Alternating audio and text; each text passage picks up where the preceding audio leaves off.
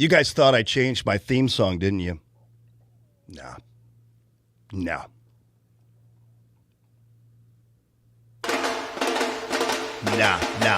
Nah. Why would I do that to you?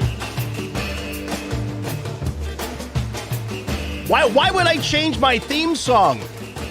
Why would I change anything about myself with a brand new show here? The Allman Report. NewsTalkSTL, people. And guess what, too? We're on Rumble. We're on Instagram. We're on Facebook. We're on X. We're on YouTube. We're on Truth Social. And I am really super de-duper happy to be back with you. Ha, ha, ha.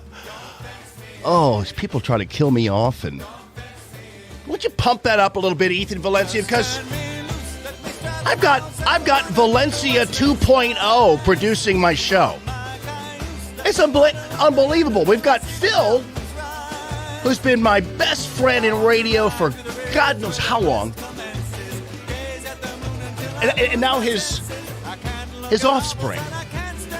You can't get away from us, Jamie. No! And I would never want to either. Any more than I'd want to get away from the Allman brand, which you're going to have in full glory forever now. You're stuck with me. You're stuck with me, and I'm happy to be with you. Thank you, Newstedder's Jewelers and the Wallner Home Selling Team and Grasser Electric and all of the great people sponsoring the show as we'll roll more out as we get into the week and everything else. And I'm just really happy, pleased, and proud to be back with you. So, hi. Yeah. I don't have anything to say. I'm done. I'm back. All right, people. So I'm going to get right into something because part of my job is to talk people like you off the ledge, you know? And I've been hearing a lot of rumblings from people who are Trump supporters who have been tricked into believing somehow that President Trump is somehow, in some way, shape, or form, that President Trump is somehow now pro-choice.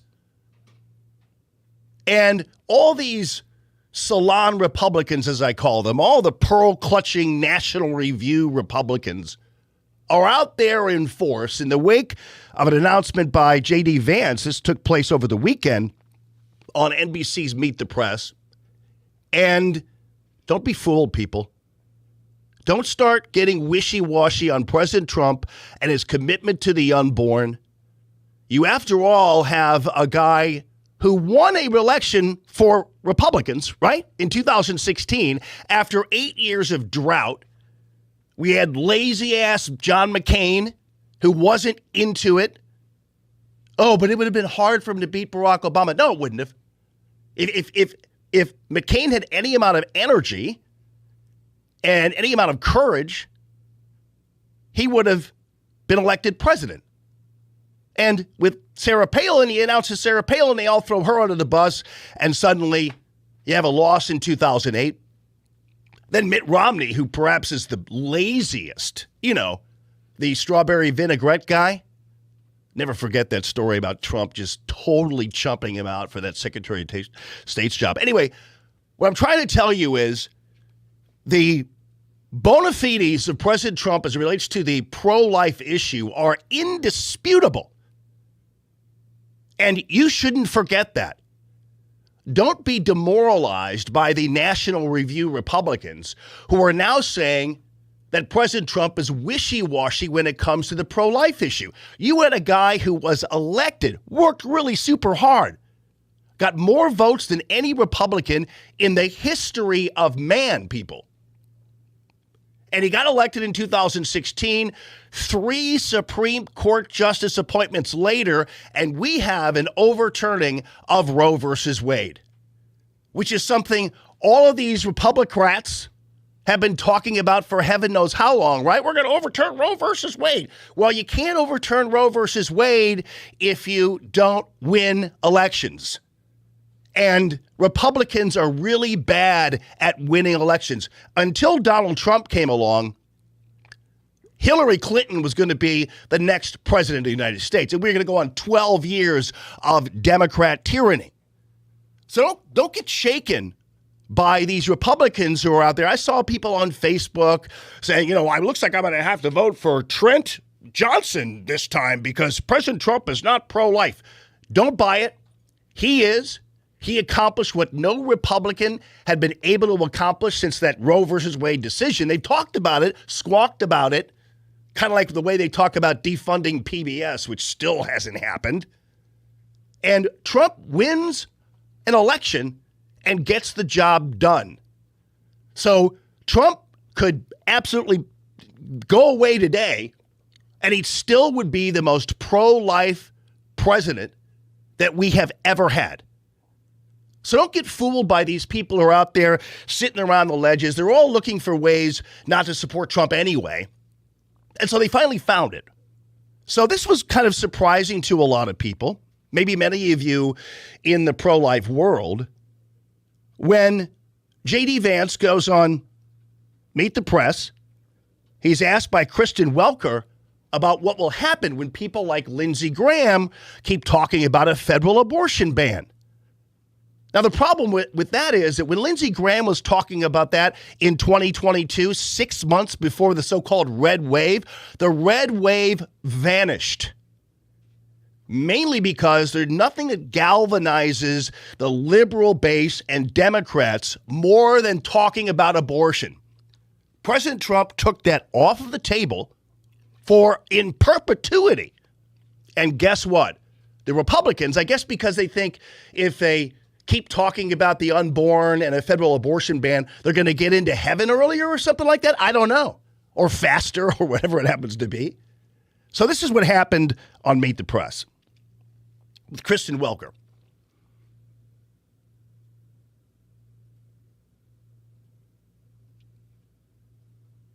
To press this point, Senator Graham said to me, I'm going to keep saying that there should be a federal ban.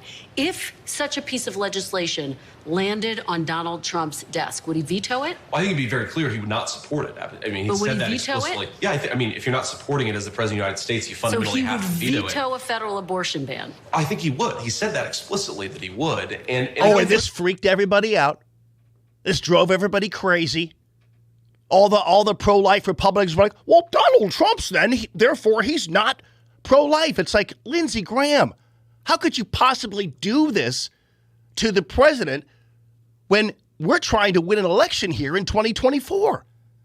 Republicans, like Lindsey Graham and others, are suicidal. They are losers. And believe me, I have nothing to apologize for in my support of Donald Trump and in my reputation as a supporter of the unborn. I make no apologies about this. I'm completely against a federal abortion ban because we already have the T-shirt, people. We already won that battle. So why would you then invite a whole new effort on the part of Democrats to make abortion the issue in 2024? I don't understand it. I don't think it makes Lindsey Graham more moral or more holy by bringing back a federal abortion ban. It should be back to the states. This is a 10th Amendment issue. This is wholly constitutional, what happened with the overturning of Roe versus Wade. We won that battle. The way this republic should be operating is on a states' rights level anyway. We do it with the death penalty, which I absolutely am against. But we do it with the death penalty. Every state has a different way of killing one of its citizens who goes crazy, which I don't support it as a person who is supporting the Constitution. But why would you do that? Never said explicitly he would. He said that to you? Lindsey Graham, Kristen, I would be surprised. I mean, again, I need to see the context on what Lindsey Graham said, because Lindsey Graham himself has not advocated a federal abortion ban. Lindsey Graham has advocated a federal minimum standard. Yeah, I mean, that's still a federal abortion ban, JD. I love you, dude, but don't start minimizing what Lindsey Graham is doing. Let me tell you something. Not only is the reintroduction of abortion as an issue in the 2024 campaign quite possibly going to weaken some of the Republican support for Donald Trump because these pearl clutches are all like, I don't know, I can't vote for him now. Oh, so you're going to vote for an abortionist as for President Kamala or any of these other clowns out there? Not only is it going to help cost the election in 2024, but it's also going to cost us the Senate and cost us the House, because once you start talking about federalizing abortion again, going back to almost Roe versus Wade time, after we spent so much time trying to unravel it, once you introduce that as a federal issue, it becomes a federal issue in every single campaign for a federal office. So then Josh Hawley is in a pickle at that point. And then every other senator running for re-election right now has to face a cadre of Democrats who are now like bees to honey, who are going to end up coming to the polls in bigger numbers than anything, because they're going to make this a whole reproductive rights issue and a women's issue and all that other nonsense. And it doesn't have to be that way. Why Republicans always want to go back and ruin everything is beyond me. That is not Donald Trump's view. Donald Trump disagrees with Lindsey Graham on this, but no Republican, at least no Republican with any reasonable power, is saying that we should have a complete national abortion ban. I haven't heard that from any of my colleagues. And to be clear, we have, but again, don't talk about it. Stop talking about it, please. That's all I want. This election is going to be about the economy, about our border. It's going to be about our presence on the world stage. It's going to be about the new anti-war brand of true conservatives. That's what this election should be about. Not suddenly about abortion again, but here we are, right back to it already. And it's got to stop. But I want, more importantly, all of you to know who are listening to the show, watching the show, whatever, don't start to fall away from Donald Trump. If you are a conservative, if you call yourself one, or a Republican, if you call yourself one, or even an independent, if you don't vote for Donald Trump, you're a bad person. And if you're a Democrat and you don't vote for Donald Trump, you're a bad person. And I'm saying that lightly because I don't judge people on their goodness or badness. That's not my job. But my job is to calm some of you down and not have you worry so much about Donald Trump's bona fides when it comes to his support of the unborn and his pro-life reputation. He did what no Republican had ever done, and he did it because he worked hard to get elected. And when he worked hard to get elected, he was working hard to get elected for and on behalf of the unborn. So don't start to fall away. Don't buy the propaganda for all these anti-Trump Republicans and others who would want more than anything for Trump to lose, because they are all happy. I mean, Lindsey Graham, come on. Lindsey Graham doesn't buy his own groceries or fill his own gas tank or send kids to school or anything like that. He doesn't have to care about anything. Everything just magically appears in his gas tank and in front of his face. He doesn't have to worry about the things that you and I have to worry about. And so Lindsey Graham is just playing around and gratuitously throwing around this federal abortion ban, and he shouldn't. Hey, thank you, Rodney and Jen Wallner of the Wallner Home Selling Team. I am so happy to be back with you and enjoying your support of the Allman Report here at NewsTalkSTL. The Wallner team offers flexible commission plans to meet your needs. They have so many approved home buyers that they pretty much guarantee that you're going to get an offer, and they're so good at it. And they're such great people. I love the Wallner Home Selling Team. Rodney and Jen are husband and wife, as you probably know. And so you get the family perspective when you're selling your home.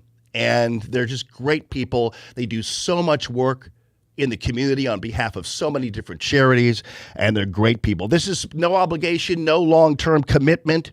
If you're not happy, you change your mind, Rodney and Jen are going to let you out of the agreement.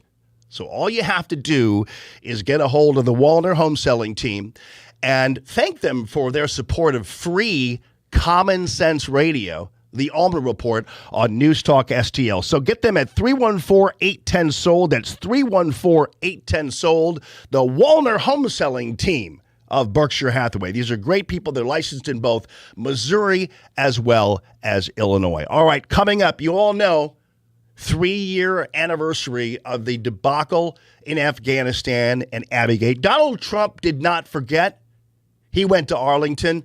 Biden and Harris were nowhere to be found. I've got a special guest coming up here on the Allman Report on News Talk STL. This is going to be so much fun.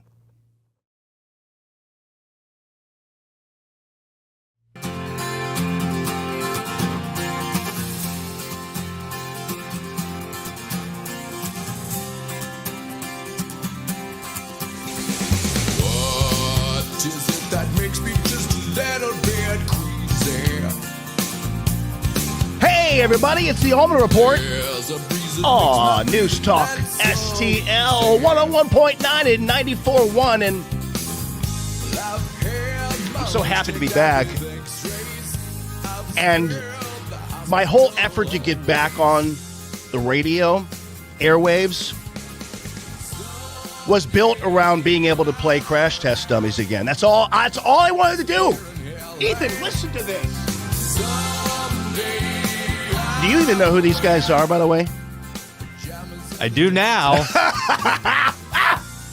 I love these guys. You weren't able to play them in the past. Is that right? Is that what you're saying? No, I just played them in the past, and for a while there, when I was doing some other work at another station, you had to go with their library, the corporate library. I heard about this library. Didn't have the Crash Test Dummies, but I do on my computer. So a lot of people are like, "Oh, Allman, really? Crash Test Dummies? Your second song of your return?" Yes. And I'm not embarrassed at all. Afternoons and coffee spoons, by the way, is this one? Yeah. All right, so I was going to have the great Mark Schmitz on with me in this particular time, but Mark actually just texted me, and Mark is a great guy. He's been such a cool dude when it comes to making sure we never forget those 13 heroes in Abbeygate, our heroes who were basically thrown to their deaths, essentially, because of the ineptitude of the Biden administration on this day 3 years ago. That they call it a tragedy, but actually it was purposeful as far as I'm concerned. It was neglect.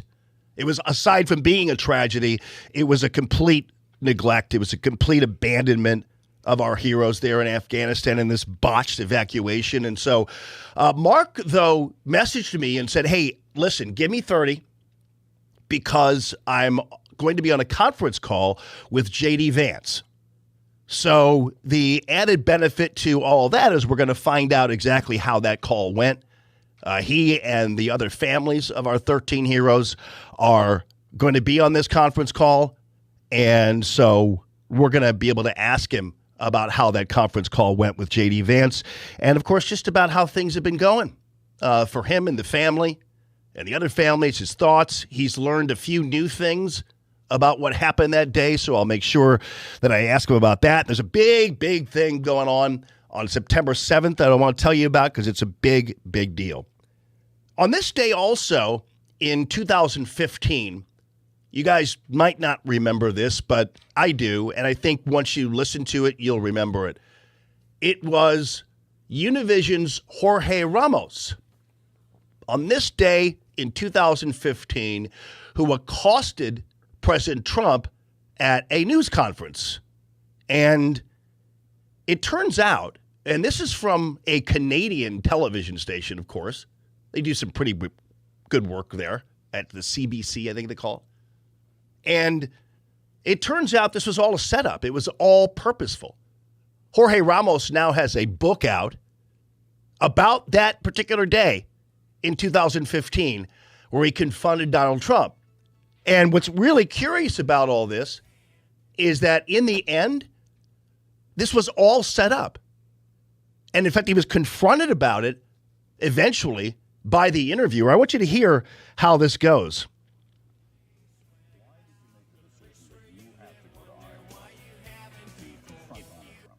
As you know, television doesn't happen. Television is produced, is created. And so we brought 3 cameras, we brought microphones, and our purpose was to talk to Donald Trump and confront Donald Trump. That was the purpose. Yeah, that was he's admitting it now because he's saying now they brought 3 cameras with him. They traveled solely to confront Donald Trump and make a scene. And you'll find and you'll discover eventually that this scene was, in fact, not him asking any questions.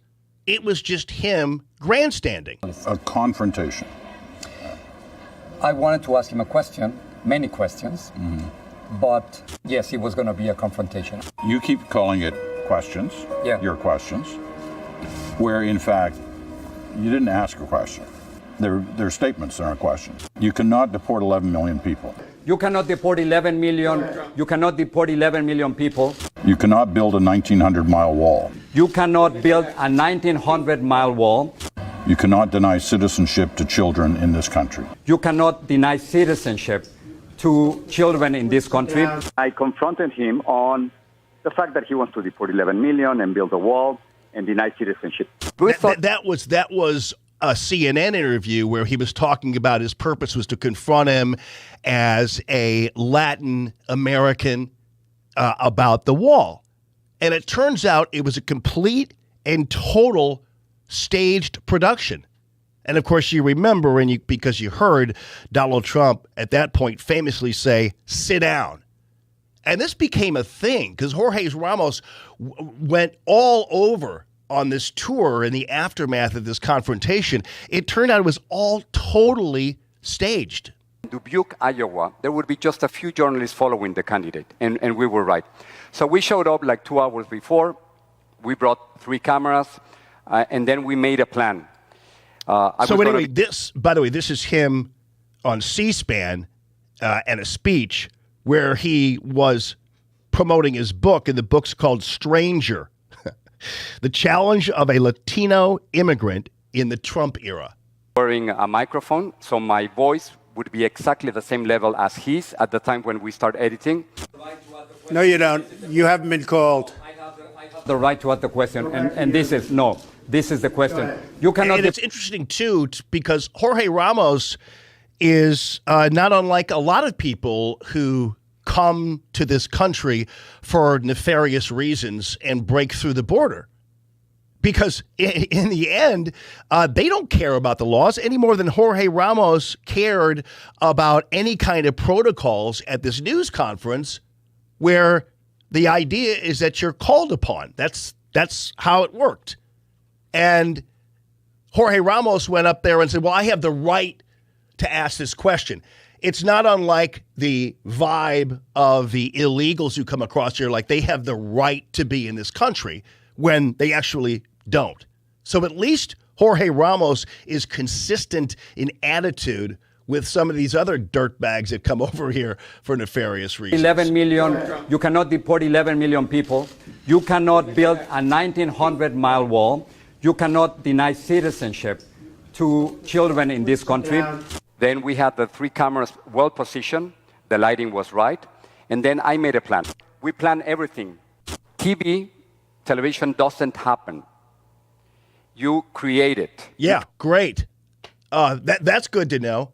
And believe me, Jorge Ramos is doing us somewhat of a favor here because he's giving us an insight into how most of the media thinks.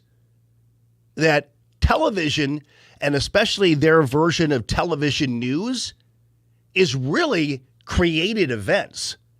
I mean, you've seen this on so many different levels with the scurrilous attacks on Donald Trump and the staged attacks and the memes that run around out there and the common themes that run around out there and the Charlottesville lie and all this other stuff that they continue to promote, even though most of it isn't true in any way, shape, or form. But Jorge Ramos is letting us in on a little secret. Because even if he is a foreign journalist, he still is among those individuals, because I don't care whether you're from Mexico or you're from Minnesota, If you're a left-wing journalist, that's what you do. It's all staged and created events. So it used to be back in the old days that television sometimes did just happen. It actually just kind of unfolded, but nothing is real. You even know that President Trump now is suing George Stephanopoulos and ABC because Stephanopoulos continued to promote this lie that Donald Trump was convicted of rape. But it didn't matter to George Stephanopoulos whether or not that was true or not. It just mattered that he was able to say it and get a reaction and then end the interview. You all remember that. Anyway, Jorge, let us in on some more secrets, please. It doesn't happen just like that. And that's exactly what we did.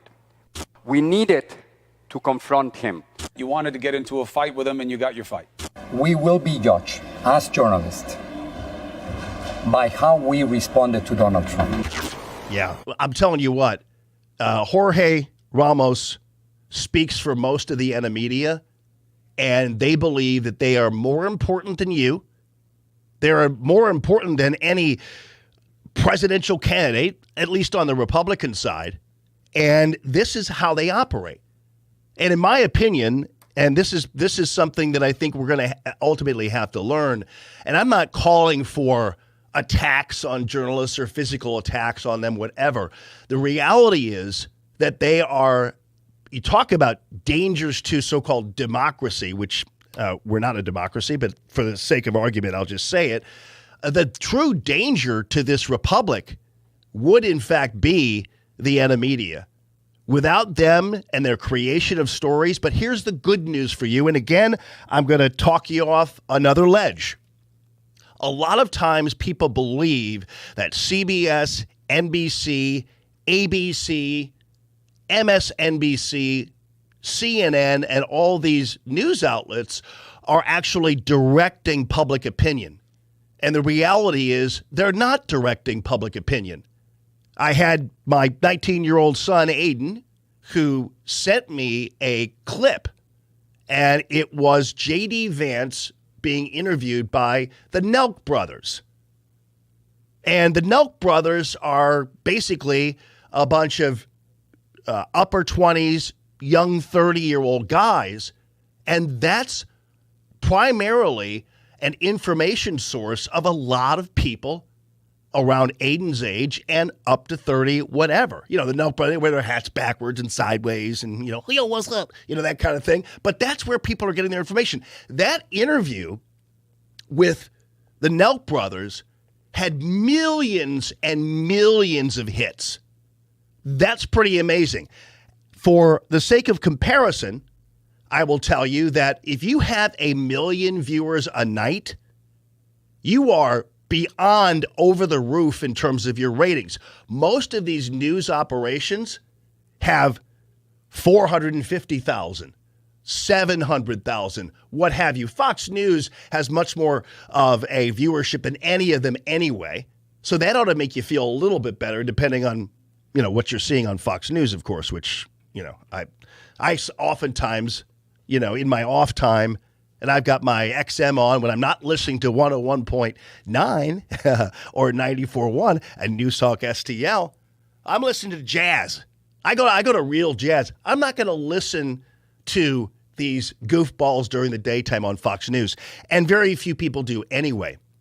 But just so you know, as much as I believe the media is trouble for all of us, I also know that there is hope because only certain numbers of people actually watch them. The real impact, you remember the Musk interview with Donald Trump, that had millions and millions of viewers. There's no television show or no television news show that's going to have that many people watching them. So that ought to make you feel a little bit better about how truly the impact, what the true impact of the media really is. All right, Mark Schmitz is going to be on his way once he's done with the J.D. Vance interview.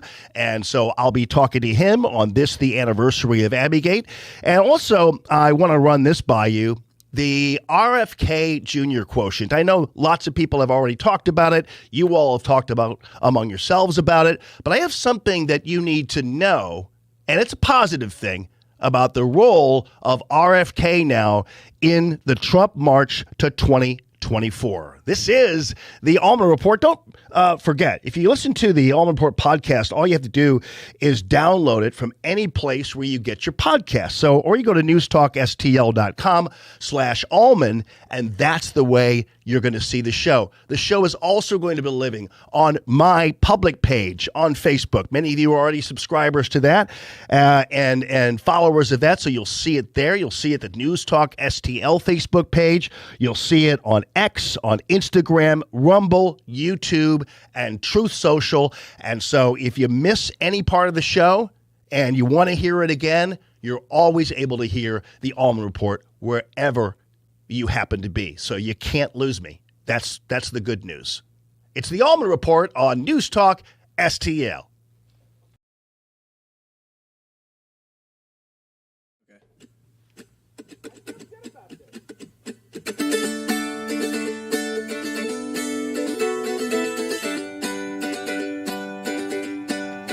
How have things been? Well, love, now that you mention it.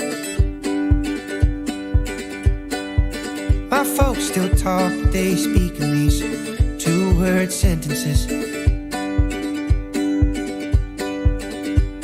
I'm saying too much, but you know how it gets out here.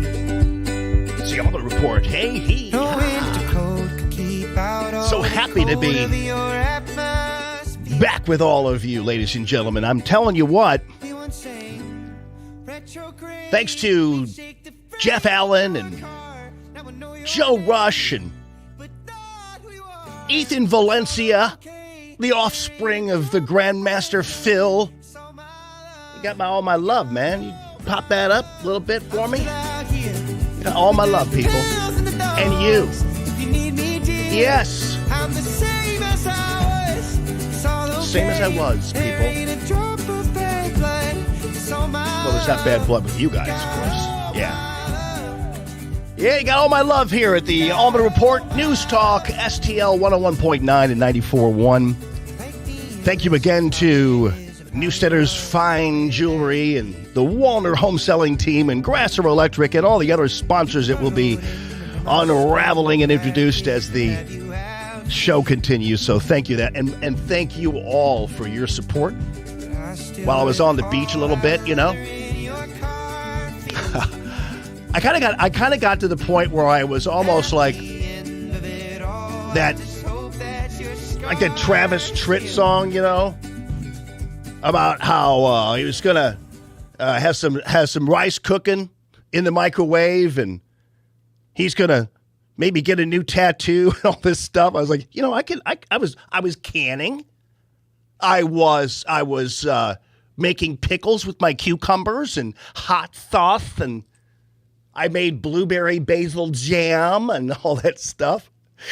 But now it's time for reality. It's time to get back to work. We got work to do going into 2024, don't we, people? And we're going to do it together. That's what we're going to be doing. So thank you all for your support and for being with me throughout the last 20 years of me being on the air in St. Louis. Actually, I'm about 21 now. And I just have had the time of my life, and I'm always more comfortable when I am back with all of you. All right, speaking of 2024, so RFK has become Donald Trump's second running mate. Only President Trump could possibly pull this off, where he basically has two running mates now, J.D. Vance and RFK Jr. And RFK Jr. will be out there on the stump with him, and he's kind of running this parallel campaign, and he's reaching out to the independents and not being afraid to. I was on with the great Vic Porcelli this morning, and it was so weird how, you know, the Kennedy family apparently is very upset with RFK Jr. In fact, they're more upset with RFK Jr. than they were with Senator Ted Kennedy after he drowned his girlfriend. That should tell you everything you need to know about who the Kennedys are. They have harsher words for RFK Jr. for simply thinking for himself than they did for Ted after he drowned Mary Jo Kopechne. back in '69. So, I mean, seriously, that's where it all happens, and that's really the rub here. So anyway, it's going to be great to have RFK Jr. involved. He was actually on with Dr. Phil, of all people. Now, Dr. Phil, I used to think didn't he interview oversized kids wearing diapers and stuff? I never know what Dr. Phil's up to. He comes out of nowhere sometimes and does these political interviews, which I think are pretty cool. But I always thought Dr. Phil was the one who got, the paternity tests and all that other stuff. So he's really kind of a crazy dude, and I like him for some reason. Dr. Phil. I kind of like him. Anyway, he's interviewing, it's called Merit TV. So he's interviewing RFK Jr. And RFK Jr. revealed something about his interior polling that drove his decision to go ahead and throw his support behind Donald J. Trump. And it was really an unusual move, but RFK Jr. has an axe to grind, and I'm glad, because he's grinding his axe on behalf of common sense conservatism. So I'm more than happy about that. And I know there are people who are like, yeah, but he's wishy-washy on abortion. I go, I know, but here's the deal. It doesn't matter. If you're a federal candidate, you're running for president, Donald Trump took, as I explained at the beginning of the show, Donald Trump took that abortion issue off the table. Thank the Lord. Although Lindsey Graham's trying to bring it back, but Donald Trump took it off the table so as not to keep these Democrat weirdos running to the polls over that one issue of abortion. And so RFK Jr. can have his thoughts on abortion, but his thoughts on abortion shouldn't matter after Roe versus Wade was overturned. Now, your local senator or your local House of Representatives legislator, it matters then, or your governor, yeah, it matters. In Missouri, it matters, but it shouldn't matter federally. So people can talk all about how RFK Jr. is lighting the loafers about certain issues, but on the issues that really matter to you and me, especially in the wake of COVID and the vaccine nonsense, and even for that matter, the environment, keep in mind that one of the cracks on conservatives is somehow we're against the environment because we're against all the Green Deal and all that kind of stuff. But the reality is conservatives, more than liberals in some cases, hunt, fish, get outdoors, do all that kind of stuff. We have every reason in the world to make sure we have clean water and clean air and everything else. I mean, you've got people like Kamala Harris who decided to have the Air Force Two fly around for 15 extra minutes so she could listen to her husband give his speech at the convention because she was up in the air and figured maybe landing, whatever. And here's the woman who talks about climate change and all this other nonsense deciding she's going to keep a jet airplane up in the air 15 more minutes so she could watch her husband's speech. Unbelievable. Anyway, RFK revealed something in this interview that was really super interesting about his interior polling that drove his decision to go ahead and throw his support behind Donald Trump. Oh, I did not want to give the election. I didn't think it would be right to give the election to her. And our polling from the beginning showed pretty consistently that if I got out of the race, 57% of the people who were supporting me would vote for Trump.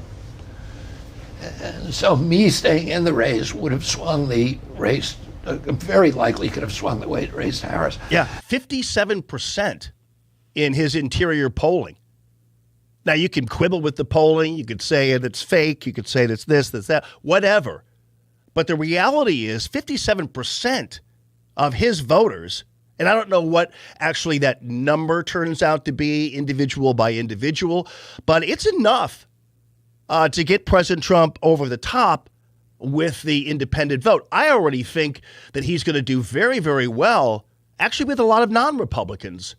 In fact, the people who seem more crabby about Donald Trump seem to be the pearl-clutching Republicans, not the black voters in Chicago or in the Bronx for that matter. not the female suburban housewives, as they call them, not so many other people in the labor movement, your common working man, younger people. I firmly believe that President Trump could win this election without a plurality of Republicans, if you can believe that. There's a reason why Donald Trump in 2016 and in 2020 got more votes than any Republican candidate in the history of man. That's something that a lot of people forget when they keep calling Trump a failure, and he lost the 2020 election, which I think was juiced and stolen. I'm not worried about saying that. But there's a reason why he got more votes in 2016 and 2020 than any Republican in the history of man. That is because not just Republicans voted for him. He got many, many independent voters, many people who have never even voted before or hadn't voted in 15 years. I'll never forget on the morning of 2016, I was on the radio, and the 2016 election that morning in November, people were calling a show. And this is when I knew it was over. It was such a great day. This is when I knew it was over. So people would call in and say, hey, my husband hasn't voted for 25 years, and he's voting today. Or I haven't voted for 10 years, and I'm voting today, because they were just that energetic about a Donald Trump candidacy, because he didn't talk like most of these loser Republicans anyway. And we were kind of tired of losing by then anyway with McCain and Romney. And these Republicans who talked a big game were never energetic or muscular enough to win. So what I'm saying is with RFK Jr.'s voting totals, and 57% of his voters, according to his interior polling, would go towards President Trump, that's enough to add yet more itinerant votes that are not Republican Party votes. And I think, again, Republicans seem to be, in some cases, a lot of them seem to be the weakest supporters of President Trump. I mean, how many Republicans have you seen out there every day promoting Donald Trump in the Senate, the House, and beyond? Very few. You could probably count Ted Cruz in there, Josh Hawley in there, and some other of these really good, energetic, enthusiastic people. But the number of Republican senators and Republican House members who are just kind of sitting around doing nothing, it's pretty amazing. So again, I still believe, and I don't. You're going to notice that I crab a lot about the pearl-clutching Republicans, and I do, because they can do the most harm to me, because they're technically in our family. The people close to you can sometimes do the most harm to you. So I believe this is critical information. I believe President Trump is going to get over the top. I think it's going to be a landslide. This is going to be a lot easier than you might think it's going to be. And I think it's going to be a plurality of independents and people who otherwise maybe have never even voted Republican before. All right. On this, the anniversary, the 3-year anniversary of Abbey in Afghanistan, Mark Schmitz joining me next.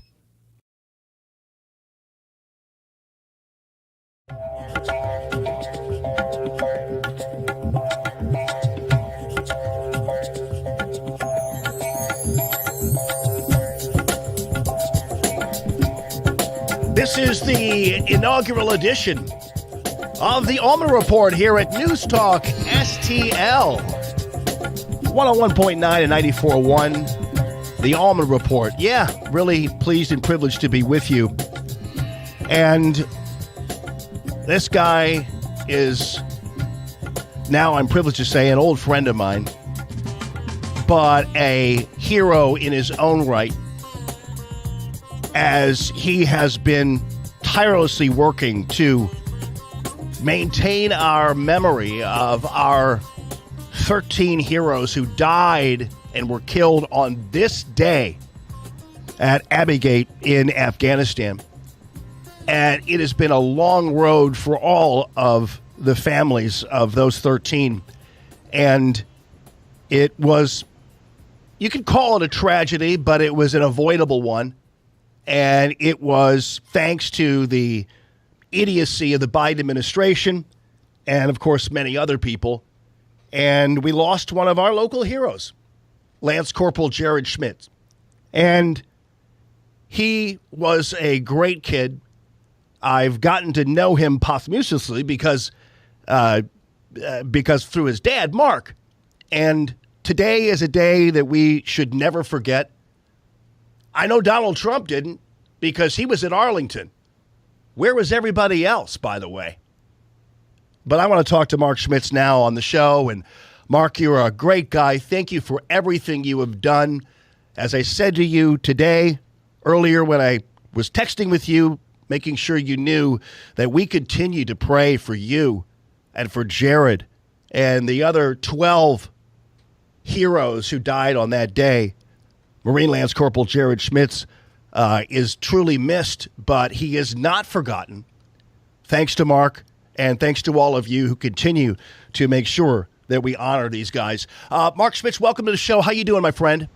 I'm good. I'm really glad to see you back. Yeah, buddy. I'm glad to see you, period, and thank you so much. I wanted to, before I get to your call, because, I mean, you were delayed a little bit because you were talking on a conference call with Vice Presidential candidate J.D. Vance. I would like to know a little bit more. I wanted to settle something really quickly here because it was my understanding in the very beginning when you all tried to put a memorial sign, wanted to put a memorial sign on the highway for Jared, that your family was billed $3,000. Whatever became of that? Did that go away? Oh, it has now. They told us ahead of time that there was going to be a bill for it, and I put an eagle call out on Facebook. The wonderful community stepped up, as they always do, and we raised the money in a matter of hours. But the more I started thinking about it, I'm like, my son made the ultimate sacrifice. Why in the hell am I having to pay money, which wasn't our money, it was a community money, to erect a sign to honor him? Yeah. So I reached out to some local politicians, Tricia Burns, Nick Schroer, to name a few, and decided right then and there I'm marching down to Jeff City. So they helped set that all up. I went down and testified in front of whatever committee that's in charge of that, and laid my case. I said, this is ridiculous. And for me, it was easy. I mean, Jared's murder, for lack of a better word, was very heavily publicized in the media. So raising money was obviously easy. I was thinking more about that poor widow or widower that lost their loved one 5 years ago, let's say, and now they finally have picked up the pieces and they're ready to honor their loved one. How hard is it going to be for them to raise that kind of money? But not to mention the fact that we shouldn't have to raise money when our loved ones made the ultimate sacrifice. Needless to say, long story short, everyone who was a decision maker there supported my argument, and we passed a bill that moving forward, if you lose a loved one in the line of duty, whether it was military, fire, police, paramedic, you will no longer get a bill in the state of Missouri. Yeah, well, thank goodness, and thanks for all your hard work and with the assistance of some of those great people you just mentioned, Mark Schmitz. So it was just another one of the many indignities in the aftermath of this, well, I'm glad you called it murder because I think it was. But in the aftermath of all this, beginning with, of course, all of the things that happened that day that could have been avoided. And I know that in the past few years, as you've been researching this, you're coming up with many surprises about just what went down that day. What's the latest in terms of a headline that you've been able to glean from your research and exposure to documents and things like that? What's been the most surprising part of all this to you? Well, most of your listening audience, I'm sure, has heard or seen the Marine sniper, Tyler Vargas Andrews. He was the whistleblower that came forward in a very crucial witness in our committee hearings that testified that he had the alleged suicide bomber in his scope, in his sights.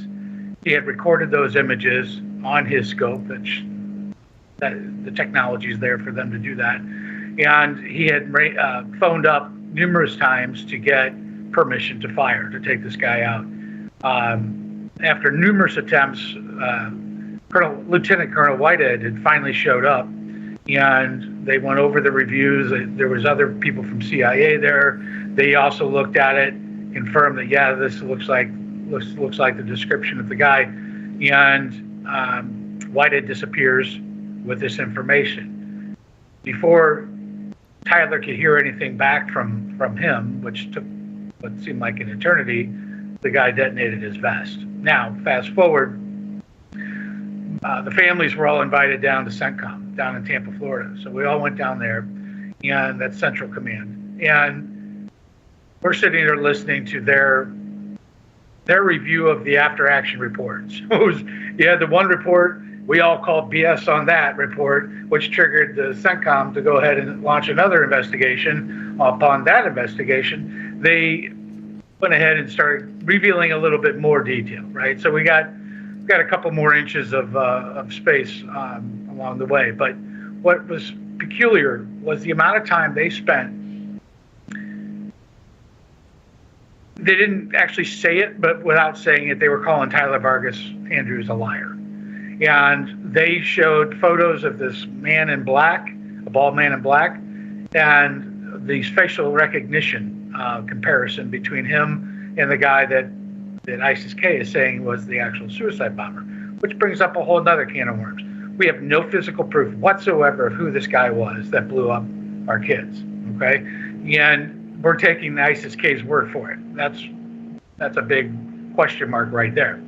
Tyler is saying that was not who he had his sights on. And they're saying, this is not the guy. Look at the nose, look at the lips. There's no comparison. And they just kept shoving that down our throat. We all left a bit uneasy after that. Like, what the hell was that all about? So now we've got that bit of information that's our biggest piece. But while we were there, we made sure to bring up the fact that all the kids that we've been talking to said that there was post-blast gunfire. The White House, the DOD have all denied any of that ever happened, over and over and over. While we're at CENTCOM, we put them on blast and said, was it post-blast gunfire? No, sir, there was not. Wow. Was it, I think 2 or 3 days after that is when the video came out from the GoPro from one of the Marines on the ground there that showed, I don't remember the exact count, it was somewhere in ballpark of like 48 rounds fired off that they could count. So, we caught them in yet another lie. I mean, it's just been one cover-up and lie after another since day one. Wow. And I guess you've been in contact with the other family members, right? And are you all pretty much on the same page about how you just want to keep getting answers? I think when President Trump is reelected, I think there will be a lot more information coming out because it seems like you'd have a lot more access at that point. So there were 13 families. There are 7 of us that have stuck together very tight. We are the core group. We call ourselves a coalition. We're the ones doing the fight. We're fighting constantly every single day, but we do have great, strong channels, back channels through DC. We have channels through Trump's campaign and Trump himself. The conference call I was just on was with J.D. Vance. There's a lot of moving parts that we're a big piece of, and we're the ones who are definitely not going to stop fighting for this. But President Trump promised us that if he gets elected, he will take resignations from a countless number of people. So all these people that have been promoted when they should have lost their job, hopefully will now finally lose their job, which should have happened a long time ago. Yeah, and how did that call go with Senator Vance? It was good. There was about 50 press on there, 3 other senators or congressmen, and there was 3 of us Gold Star families on the line, and the press was allowed to ask questions. It was just kind of more of a Q&A deal, but J.D. Vance reiterated what Trump had said in his vow and promise to get accountability, because we know if Kamala gets in there, the secret's just going to continue to get buried. And I think more importantly, they want to take over the House and Senate so they literally can squash these investigations and make them disappear. Yeah, right. Now, I do know that there's a big event coming up on the 7th of September. I want you to tell us all about that. And how's the foundation going? Because I think you were raising money and really well to help our veterans and to keep the memory of Jared alive. And so how are those two things going, and what's going to be happening on the 7th of September? Sure. So the organization's going strong. I mean, it's just fundraising the rest of my life. That's just what I've chosen to do. Obviously, donations slow down tremendously as time goes on until we have big events, and this being one of them. But I do have some great news. We are in contract negotiations right now for one of two different properties here in Missouri. Totally different properties, so we'll see which happens. But we will be closing on one here soon, probably, I would think, in the next 30 days. Fabulous. But to help us get over the hump, we're having another event. And actually, this is two events in one day. Saturday, September 7th, we will be having the inaugural Angels of Abbey Gate Memorial Ride. And that also includes cars, trucks, motorcycles. Anybody with a street legal vehicle can come out and participate. We're going to start at Gold Star Harley Davidson. Tim Surdike down there is also a Gold Star father. Yeah. So I can relate, unfortunately. But he's been a great advocate, and they're going to be serving breakfast down there. All the bikes, cars will be wheels and kickstands up at 10 a.m. We're bringing out the giant semi-truck it's got the wrap job of all 13 of the heroes that we lost. That'll actually be leading the pack. We're driving up 55 to 270 to 270 to ultimately stop at our first and only stop, which is going to be the St. Charles Harley Davidson. We've got live music there, free lunch. We're bringing Freedom 13 merch, of course. Budweiser, through Cry Distributing, was nice enough to donate 10 cases of Budweiser, so we'll be able to give these guys some fluid rehydration. And from there, we're going to leave to go to the final stop, which would be out at Good Game Sports Park, which is out in Truesdale. It's a whopping 12, 13 minutes away from Winsville. Wow. But out there is where the second event starts. And that's the one, I think. First one's more patriotic and moving. The second one is more of a fun atmosphere. It's called Joes versus Pros. It's regular Joe citizen against a professional veteran, police, first responder. It's going to be a paintball warfare, basically. So it's a shootout between regular Joes and the pros. So see how long you can survive. And right on. I love it. So we'll have Mark Perkins will be playing out there as well. Oh, good. So, Mark, how can people find out more about that? You guys have that. Is it on your general website? Is that where we can get more info about it? Sure, absolutely. thefreedom13.org. And it's got donation links. It's got our information to this event. I don't know if we had the $13 a month campaign going last time you and I talked, but that was launched 4 or 5 months ago, I guess. Similar to Tunnels to Towers, where they do $11 a month. We just go with our number, which is 13. Make it very affordable for people to help support our mission and our cause, and just do it on a monthly basis. Sign up once and forget it.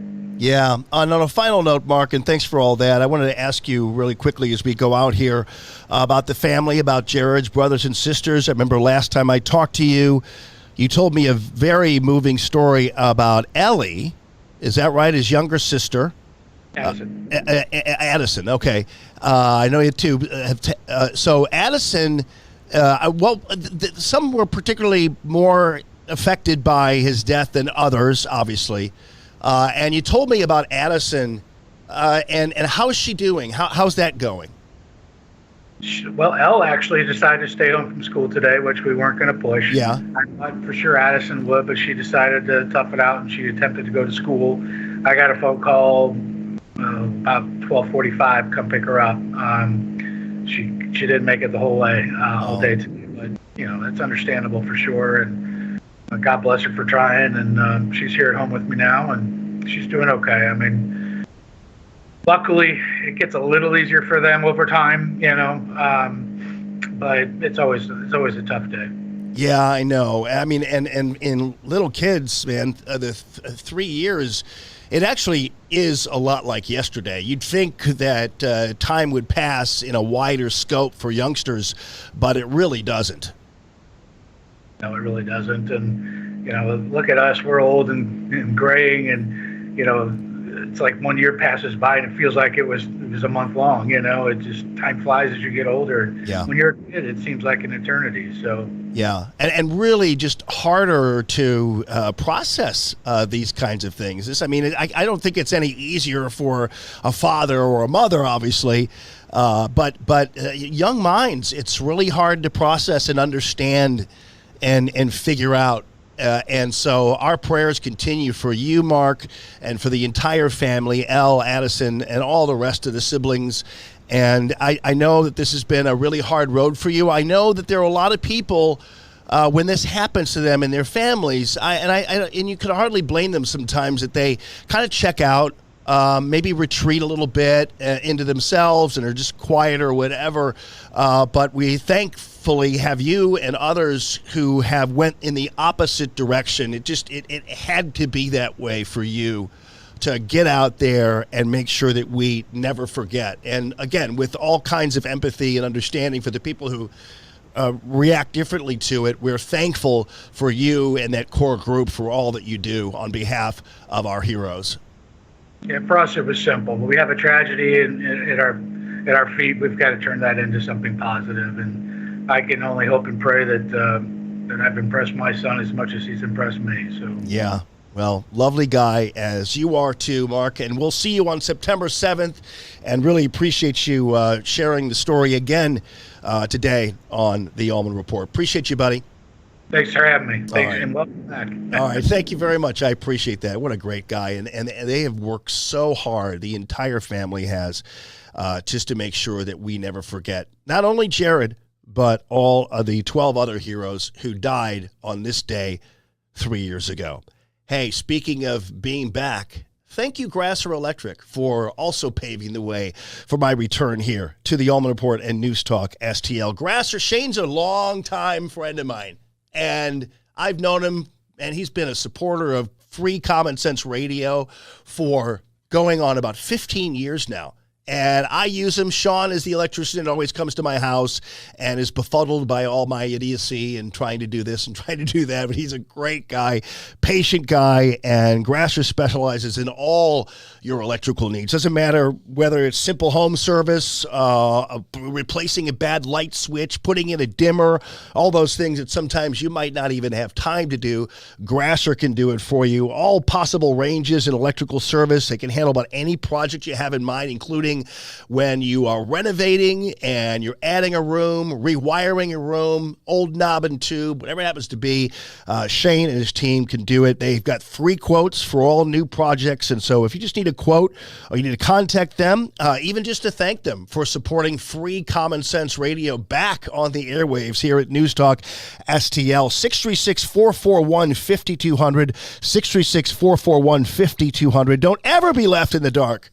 Grasser is allowing you also 24-hour service, and that is something else.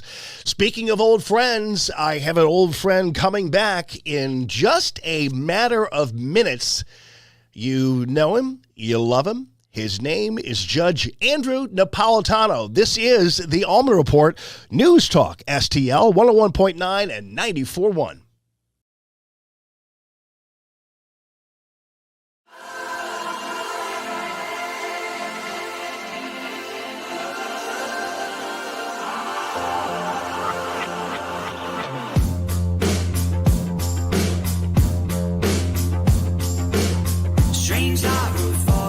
Yes, this is the Allman Report, the inaugural Allman Report here on the beautiful News Talk STL. Keep in mind, we're also on Truth Social and YouTube, Rumble, Instagram, Facebook, and X. So we are all over the joint, and you will not be able to get away with me. 101.9, 94.1, and I am so pleased and happy to bring back a dear old friend of mine who has been with me for more than a decade now, back in the old days, but he doesn't change a bit. He's still a good-looking guy who looks great in green. and still a great friend and a truth teller. Ladies and gentlemen, Judge Andrew Napolitano, Judging Freedom.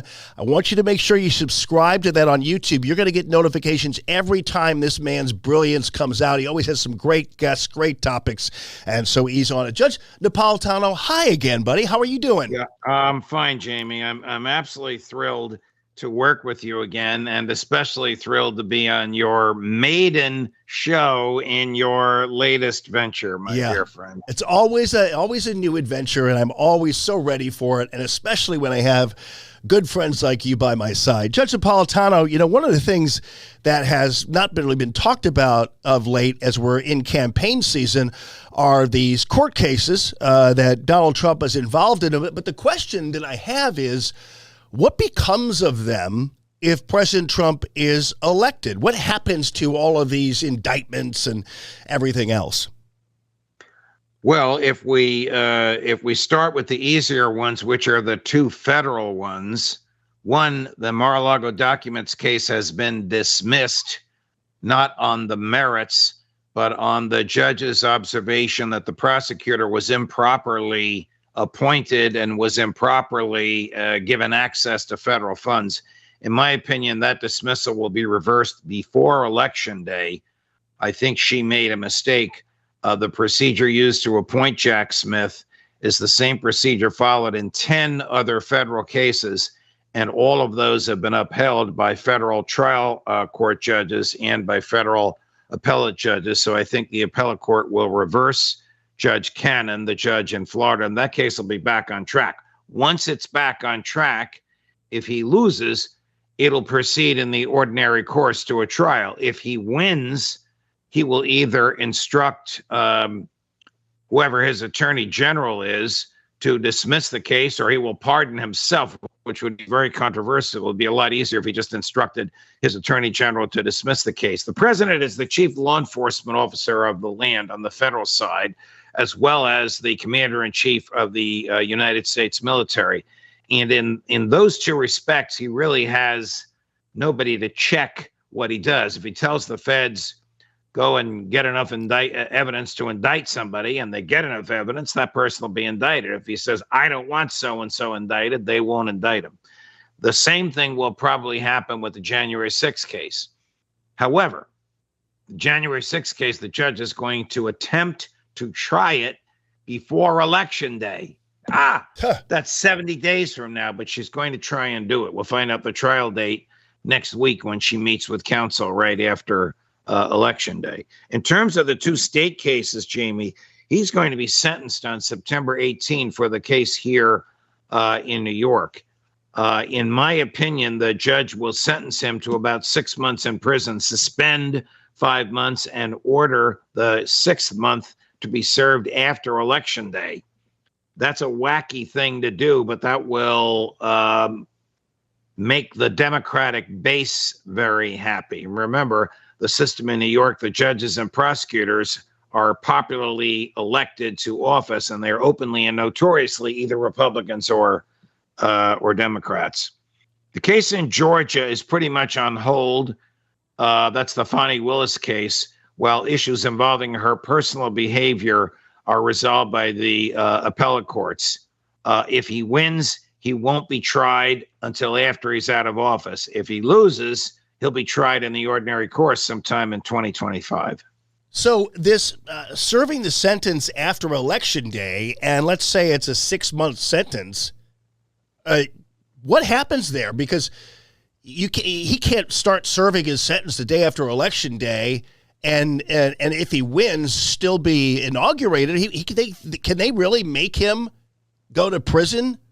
Well, they could make him go to prison until the day of inauguration, unless his lawyers were able to persuade the court that as the president-elect, he has to put together an administration, and he can't do it from a prison cell, in which case the court would probably defer the serving of the sentence until after he finished his 4 years in office. Look, I am basically giving you an educated guess here based on my experience with the way the system works. Needless to say, and of course everybody listening to us now knows what I'm about to say, this has never happened before in American history. Yeah. And have people who armed robbers get suspended impositions of sentences sometimes. It just seems that it would be logical to have look, when you're going to I've sentenced more than 1,000 people in my career, and it's the same in every state except Louisiana. When you're going to sentence somebody, you start by asking yourself 3 questions. What priors does the defendant have? In this case, none. Is the defendant a danger to society? In this case, no. How grievously has the defendant harmed the victim? In this case, there is no victim. There is no victim. Yeah. So those 3 questions answered no, no, and no indicate a non-incarceration sentence. But we have a political system where the judge has to run for office and he has a chance to be a hero to the Democrats. I know that sounds repellent, and it is repellent, and politics should never, ever, ever play a role in sentencing, but it does. Yeah. Well, and I mean, in this case, when it comes to sending him to prison, I just think it's so surreal and so crazy. And even if they kind of on Inauguration Day let him out early, it just sounds so nutty to me. All right, Judge, I know this is something I know you're really super hot about, and I wanted to ask you about the federal abortion ban and some of the comments made by J.D. Vance, as well as President Trump on this in a adverse way after Lindsey Graham was talking about a federal abortion ban. But one thing I'm confused about, though, is if the Supreme Court overturned Roe versus Wade, how is a federal abortion ban at that point constitutional? So that is a great question. The Supreme Court basically said the feds have no say in abortion. And then it didn't say this, but this is what it probably meant, unless Congress enacts legislation. So if Congress were to enact legislation saying no abortions after 6 weeks, the issue is, would a President Trump sign that? Now, J.D. Vance, who was a convert to Catholicism, was asked yesterday on one of the news shows, I think it was Meet the Press, Kristen Welker, and he said Donald Trump would veto such an abortion ban, and I would support him. Now, if I were Kristen, I would have said, what do you mean you would support him? You're a Catholic. What kind of a Catholic are you? Abortion is homicide. But she didn't follow up on that. President Trump said, and I don't know if he realizes the significance of this, my administration will be very friendly to women's reproductive rights. Now, that phrase, women's reproductive rights, is a euphemism for abortion. Donald Trump is singularly responsible more than any other person for Roe versus Wade being invalidated by his appointments of Justice Gorsuch, Justice Kavanaugh, and Justice Barrett to the Supreme Court. For him to take a step back from that now is going to infuriate most of the Catholics, many of the evangelical Protestants, and all of the right to life people in the country, which is enough to, if they don't vote, he loses. They're not going to vote for Harris, but if they don't vote for him, he loses. Well, and there's also the argument to be made, and I tend to almost agree with it, that once you throw the abortion question back into the mix for a general election like this, you're going to just draw all of these left-wingers and abortion supporters to the polls, and you're going to it's like bees to honey. And on top of that, you also risk losing the Senate and the House because you're federalizing all these Senate-House elections with obviously with the abortion issue. And so there's a chance that Congress would never pass it anyway, even the current construct of Congress. But you would lessen the chances even more if that's what you want, because I believe that it could tie up some real important Senate races if it becomes a hallmark issue. This is what will happen, in my view, in Arizona, where the Republican has a good chance of winning, but not with abortion on the ballot. And the Arizona Supreme Court just ruled it's going to be on the ballot. It'll bring out every left-wing pinko that there is to vote in favor of abortion, and those people don't vote for Republicans. So that may, I don't want to say flip, because the senator being replaced is an independent, but it may give Arizona to the Democrats, both Senate and electoral votes for president. So Trump has been warned that the abortion issue is very dangerous to him. He can't control what's on the ballots in the various states, but he can control what he says about it nationally. I was stunned with what he and J.D. Vance said yesterday, but it's still August. Yeah. There are other issues, and this will be batted around for 2 months before people start voting. Well, and I'm trying to figure out how this all started. Some are saying it started with Lindsey Graham talking about a federal abortion ban. He has said that he will, if Trump is president, whatever, he is going to pursue this. But then I'm thinking, well, who actually started talking about this first? Has it been the Kamala Harris campaign threatening this idea that there will be a federal abortion ban if Donald Trump is elected? So I'm trying to figure out kind of what started this, because I would prefer us not talk about it right now. I think after we've accomplished what we really have wanted to do for years, and it is overturning Roe versus Wade, I can't figure out why we're talking about it, bouncing it back into the federal arena again. I don't know why Senator Graham said that. He likes to be very provocative. You know, he is one of these people like J.D. Vance, who used to blast Trump and now is very much in his camp. So I don't question his bona fides. He's also pro-life. I don't question his bona fides on that. I just question his political wisdom in making this comment at this time, because I don't think it's going to inure to the benefit of Donald Trump and J.D. Vance. Vance's situation is more ticklish because he's Catholic. That didn't seem to bother Joe Biden, but he calls himself what you and I call ourselves, Jamie, a traditional Catholic. I can't imagine a traditional Catholic justifying abortion under any circumstances. But that's the predicament that he's in now, whether it's caused by Lindsey Graham or not. He's got to work his way out of it. Well, and it might be a political calculation. I know plenty of pro-life people who don't necessarily believe the protection of the unborn always has to come through new laws. It can come through a variety of ways, life-affirming ways, and things like that. I'm involved with an organization called Thrive, which is offering alternatives to abortion in terms of help for women. So I don't know, maybe that's a political calculation on his part, where he's separating the political stuff from the actual pro-life point of view. Some people would say you can't really do that, but maybe that's his calculation. I don't know.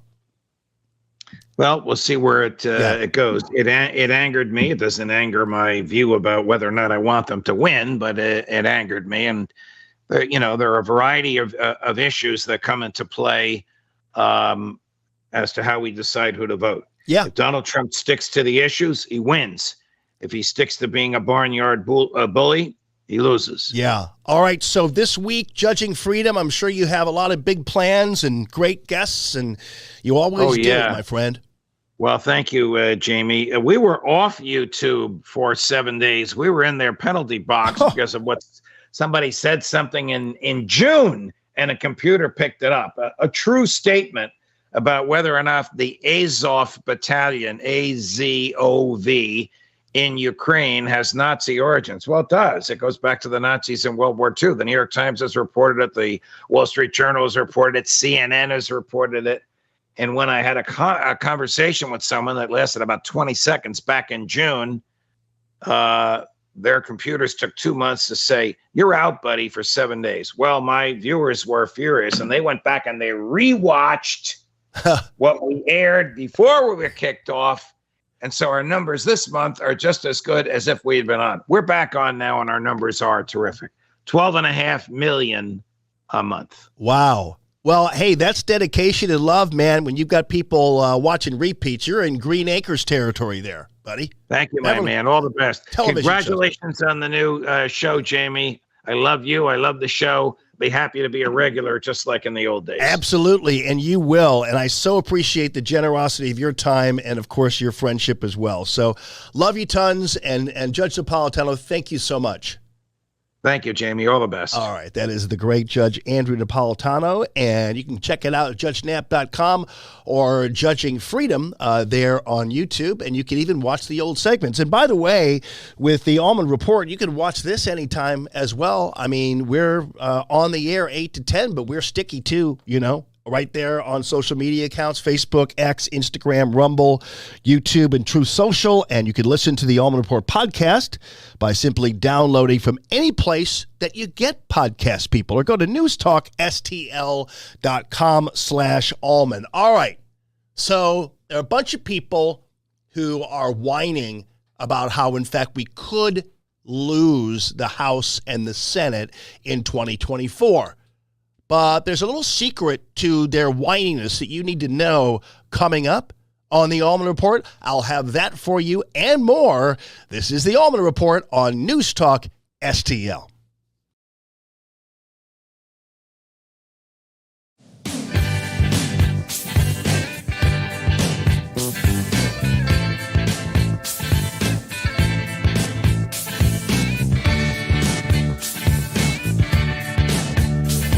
Good evening, everyone, this morning. Good evening this morning, everybody.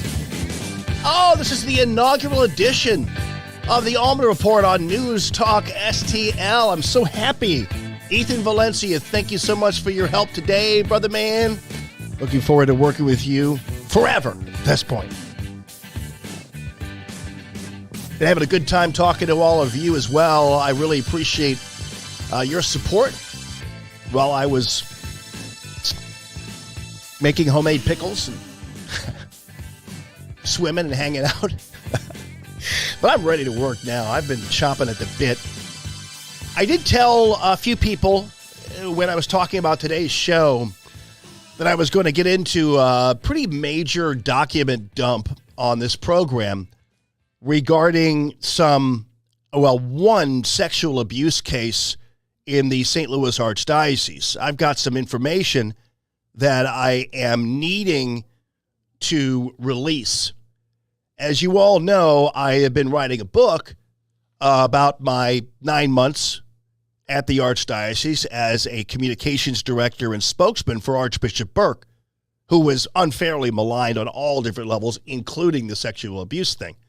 And during my time there, I ran across some documentation that was really, really bothersome. And an indictment of some of the hierarchy that does actually not include Archbishop Burke, but some people whose names you're familiar with. And some of them are in pretty higher reaches right now, the Catholic Church. I'm not doing this because I don't like the Catholic Church. I love the Catholic Church. I love Catholic people. I love Catholic priests for the most part. And I think that there are really some really fine, good people in the Catholic Church. So this is not my revenge against the church for some wrong or whatever, but it has to happen because people have to know what really happened. And so I said I was going to do it, but I'm kind of running out of time, and I want to do it in an expository way that makes sense and is understandable to all of you. And I was going to put it in my book, but I figured, well, when my book is published, which will be a few months from now, I felt bad about holding on to the information if it's something that is actionable information, especially as it relates to abuse of children. And so tomorrow's show will feature that. I apologize to those of you who thought it was coming today, but we just kind of it got bogged down in a lot of other things, but I want to make sure I give this the proper time. So you're like, well, Allman, why don't you stop talking about it? I know I will.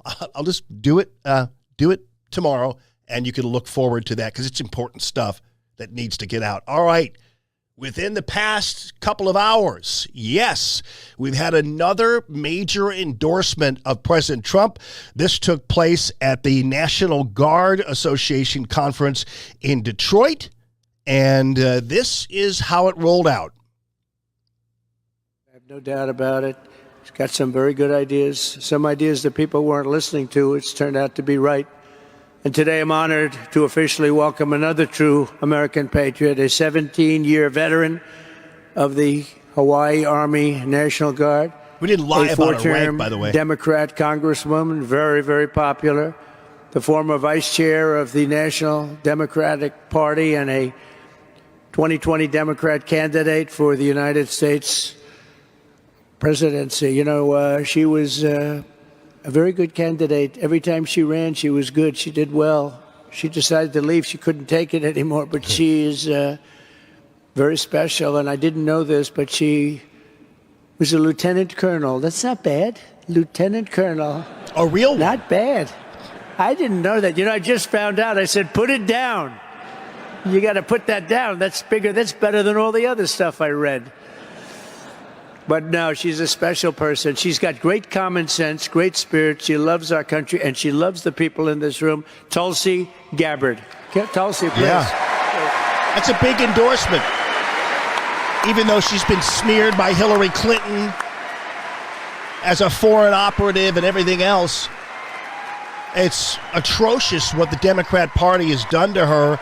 And she, like RFK Jr., definitely has an axe to grind, and it's a good Mr. one. President.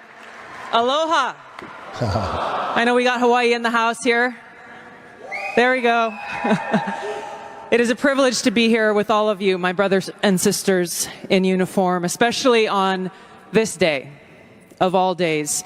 I had the privilege of joining President Trump this morning at Arlington Cemetery, where he joined 2 Gold Star families and loved ones of Staff Sergeant Hoover and Sergeant G, both of whom were 2 of the 13 killed in the Abbey Gate attack 3 years ago today. Yeah, so we'll follow up more on that really prime endorsement of Donald J. Trump on behalf from Tulsi Gabbard, who was a great one. I interviewed her at CPAC, and that's what you really actually do when you do greet her. You're like, aloha, Senator. It's like pretty cool.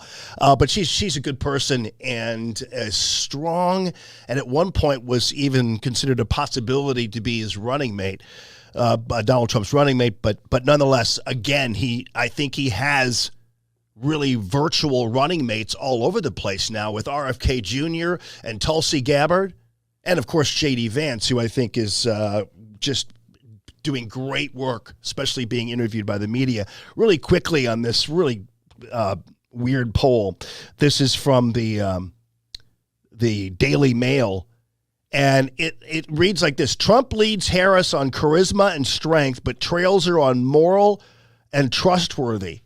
So they believe in this poll that Kamala is more caring, more friendly, more moral, and more trustworthy than Donald Trump, and also has a good record, stands for me, and smarter than Donald Trump.